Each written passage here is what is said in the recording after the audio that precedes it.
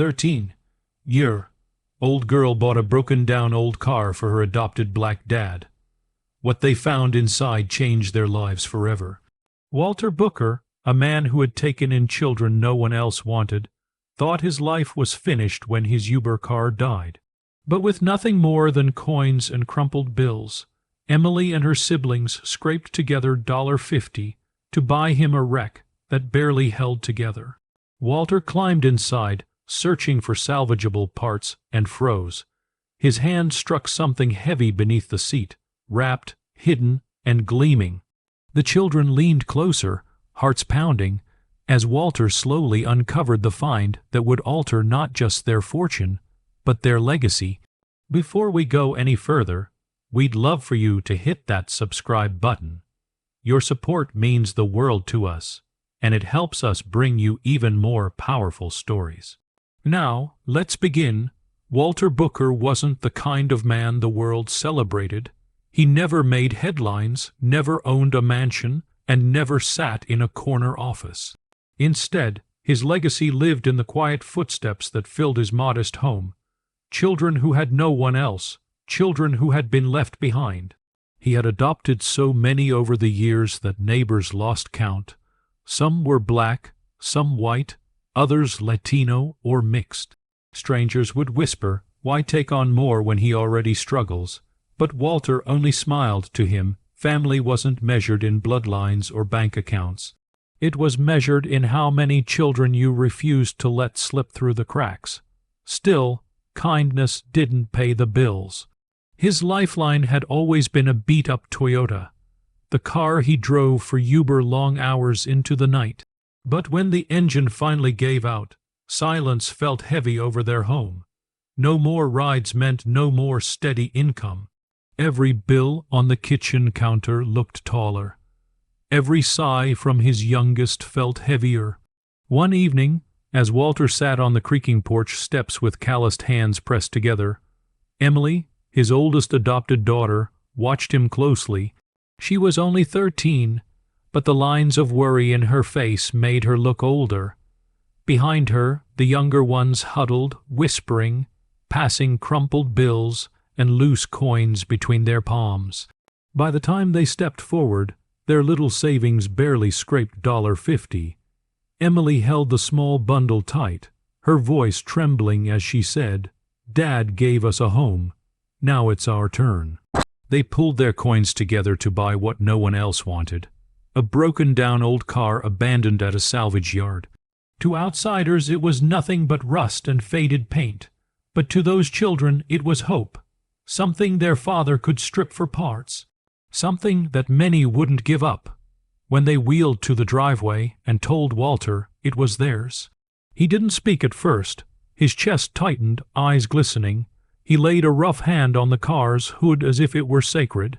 It wasn't about the car. It was about them, children who had once been broken themselves, now giving back with the little they had.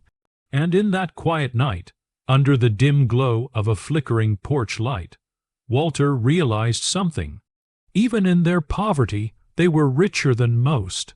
The old car sat in their driveway like a wounded animal. Its paint was chipped down to bare metal in places, windows fogged with dust, one tire sagging into the dirt. It wasn't worth fixing to anyone else, but to Walter's children, it was proof that they hadn't given up on him. Every morning before school, they'd gather near it, some wiping the windshield with worn rags, others running their fingers across the hood as if polishing away at shame. Neighbors passed by and shook their heads. Two older men across the street muttered while sipping their coffee. "That Booker's wasting his life. All those kids, and now a junk car. What's he thinking?" His friend chuckled. "Man can't even feed himself. Love don't pay the mortgage." But the children heard none of that. Their world was focused on Walter. They remember the nights he skipped meals so they could eat, the mornings he walked them to school even when his feet itched, the times he picked them up off sidewalks when no one else cared. For them, This sacrifice was nothing compared to what he had given. Emily had broken her piggy bank for this. Daniel, just 7, had handed over the coins he saved for candy. Maria gave up the dress she'd wanted for her birthday, trading it in for a couple more dollars. When Walter ran his hand over the car's hood, he felt every sacrifice humming inside its rust. He wanted to tell them it was too much, that they shouldn't have done it, but the words caught in his throat. Their wide, expectant eyes silenced him. So he went to work. Every evening after his odd jobs, landscaping, handyman repairs, anything that paid a few bills, he returned to the car with his tool set. The driveway became his workshop. Grease smeared his hands, sweat stained his shirt, and the air carried the sharp scent of oil. The children gathered around, watching as if he were rebuilding not just an engine, but their future. At night, when the work light flickered and moths circled the bulb, Walter sometimes paused. His heart clenched at the thought of failing them. But then he'd look at Emily, sitting cross-legged on the pavement, notebook in hand, sketching ideas for what the car could be. And he'd hear little Daniel whisper to his sister, "One day, Dad's going to drive us all to the park again." In those moments, Walter found strength. He didn't see a broken man anymore. He saw children who believed in him enough to give their last pennies, and that was enough to keep him turning the wrench, bolt after bolt, deep into the night. The nights grew longer, and the air carried the chill of autumn. Walter worked through it all, crouched inside the hollow shell of that car. The children often sat in a circle on the driveway, sharing hushed laughter or trading stories while he tinkered. They didn't realize those hours mattered more to him than gold, hours where they were together, bound by hope rather than fear. But one evening something shifted. Walter leaned back from the engine, wiping his forehead with a rag. His hands searched under the driver's seat for loose bolt he thought had rolled away. Instead of cool metal or dust, his fingers brushed against something solid, something that didn't belong. He paused. The driveway buzzed with silence, broken only by the creak of the night insects. His hand traced it again. Rough edges, heavy, wedged deep into the seat's frame. Curious, he tugged. The object resisted at first. He grunted, pulling harder. With one last jerk it came free, wrapped in layers of oily cloth. A strange weight filled his palms, heavier than any car part should be. Emily's voice broke the quiet. "Dad, what's that?" Walter didn't answer immediately. His chest tightened as he slowly peeled away the cloth. Dust lifted into the air, and beneath the grime, a dull yellow gleam caught the work light. His breath caught. It wasn't brass, it wasn't junk metal.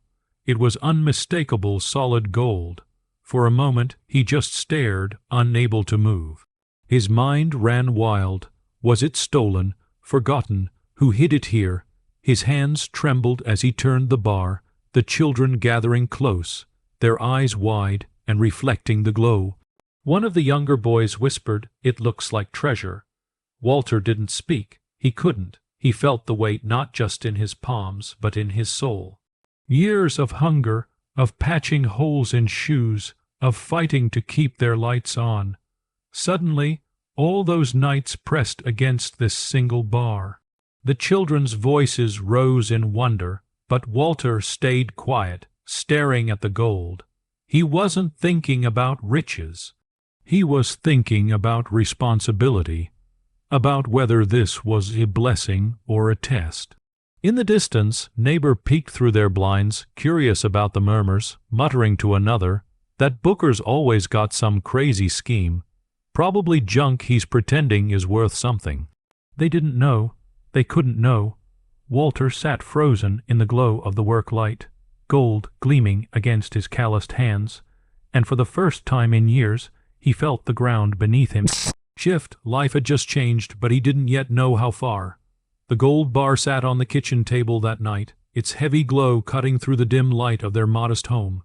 The children circled it with awe, whispering as though they might scare it away. Walter sat at the head of the table, elbows resting on the wood, chin pressed into his hands. He hadn't spoken much since bringing it. Inside, the weight of possibility pressed down on him. He had seen quick fortunes ruin men before, neighbors who stumbled into money only to fall into ruin faster than before. But when he looked around the table, he saw wide-eyed faces filled not with greed, but with trust. They weren't asking for riches, they were asking for a future. The next morning, Walter carried the bar wrapped in an old towel to a trusted pawn appraiser downtown. The man's eyes widened the moment the towel fell open. He turned the piece under the fluorescent light, tapped it, waited, then leaned back slowly. "It's real," the man said. "Pure. You're sitting on a fortune." Walter's breath hitched, but he only nodded, tucking the bar back into the towel. He didn't sell it. Not then. He walked home through the cool air, heart pounding. It wasn't about cashing in quickly. It was about what came next. How to protect his children and their gift. Weeks passed, and small changes began to ripple through their home. Walter found ways to discreetly convert part of the gold into funds, just enough to pay debts, repair the leaking roof, and keep the pantry full.